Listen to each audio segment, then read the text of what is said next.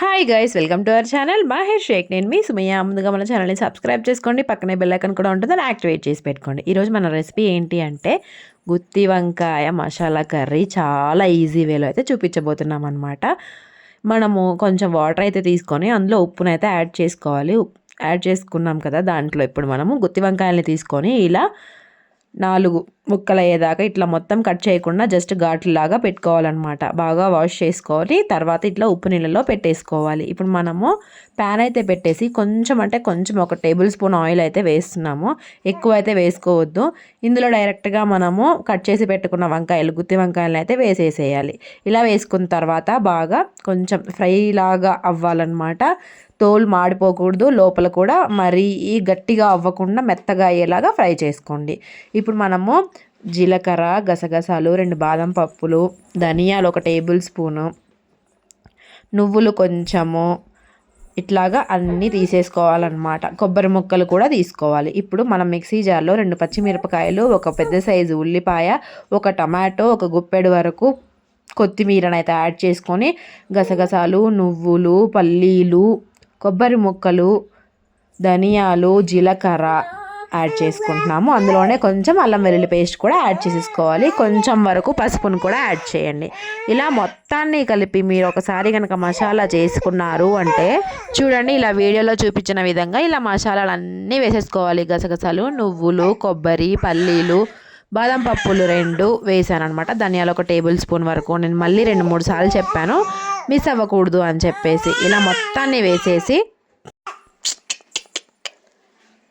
ఇలాగా మొత్తాన్ని మిక్సీ అయితే పట్టేసుకోవాలన్నమాట. అన్నీ పచ్చివి వేసుకుంటున్నాను. 1 టేబుల్ స్పూన్ వరకు అల్లం వెల్లుల్లి పేస్ట్ని కూడా డైరెక్ట్గా యాడ్ చేసేసుకోండి. మొత్తాన్ని వేసిన తర్వాత మిక్సీ జార్లోకి మిక్సీ అయితే పట్టేసుకుందాం అనమాట. ఫస్ట్ టైం మన ఛానల్ చూస్తున్న వాళ్ళైతే సబ్స్క్రైబ్ చేసుకోండి, పక్కనే బెల్ ఐకాన్ కూడా ఉంటుంది, దాన్ని యాక్టివేట్ చేసి పెట్టుకోండి. మసాలా దినుసులు ఏమన్నా మిస్ అయ్యాయని కూడా నేను వీడియో క్లిప్లో పైన ఇస్తాను, చూసుకోండి. ఇలా మసాలాని రుబ్బుకొని పక్కనైతే పెట్టేసుకోండి. ఇప్పుడు మనము ప్యాన్లో ఫ్రై చేసి పెట్టుకున్నాం కదా, వాటిని అయితే ఫ్రై అయితే అయిపోయాయి. లోపల మెత్తగా సాఫ్టీగా అయిపోయాయి అనమాట. పైన తోలు మాడకుండా ఇలా అయితే ఫ్రై చేసుకోండి. ఇలా ఫ్రై చేసుకున్న వంకాయల్ని పక్కకైతే తీసి పెట్టుకుంటున్నాను అనమాట. ఇప్పుడు అదే ప్యాన్లో మనము కొంచెం జీలకర్రను అయితే యాడ్ చేసుకోవాలి. కొంచెం జీలకర్రను యాడ్ చేసుకున్న తర్వాత మనం ముందుగా రుబ్బుకున్నాం కదా మసాలా పేస్ట్ ఏదైతే ఉందో ఆ పేస్ట్ మొత్తాన్ని వేసి సిమ్ మీద పెట్టి ఒక 10 నిమిషాలు కుక్ చేసుకోండి. ఎంతలా కుక్ అవ్వాలి అంటే మనం ఆ మసాలాలో నుంచి ఇప్పుడు వేసిన నూనె మొత్తం పైకి తేలేదాకా సిమ్ మీద పెట్టుకొని కుక్ చేసుకోండి. మసాలా గ్రేవీ చేయడం ఎంత ఈజీయో తెలుసా. అన్నీ ఒకసారి మిక్సీ పట్టుకున్నాము అంటే ఇంకా మళ్ళీ టెన్షన్ పడాల్సిన పని లేదు. ఏవి తక్కువ ఎక్కువ కూడా అవ్వవన్నమాట. మనము ఉప్పు కూడా అందులోనే ఒకేసారి వేసుకోవాలి. ఒకవేళ ఉప్పు వేయడం మర్చిపోయినట్టయితే ఇలా మసాలా చేసుకున్నప్పుడు వేసుకోండి, సరిపోతుంది. అది దగ్గర పడుతుంది అనమాట. ఇలా మసాలా పట్టి కనుక వంకాయ కర్రీ చేశారు అంటే మళ్ళీ గుర్తుండిపోతుంది అనమాట. అంత టేస్టీగా ఉంటుంది ఈ కర్రీ వచ్చేసరికి. చూడండి, నూనె పైకి తేలుతుంది అనమాట. సైడ్స్కి గమనించండి. అలా తేలిన తర్వాత మనము కరివేపాకును కూడా ఇలా కట్ చేసి వేసుకున్నాము. ఇందులో మనం ముందుగా ఫ్రై చేసి పెట్టుకున్న వంకాయలను కూడా వేసుకోవాలి. వేసుకున్న తర్వాత ఒక 10 నిమిషాలు కుక్ చేసుకున్నట్టయితే సరిపోతుంది. చాలా ఈజీ రెసిపీ అబ్బా. మళ్ళీ తినాలనిపిస్తుంది ఒకసారి టేస్ట్ చేశారు అంటే.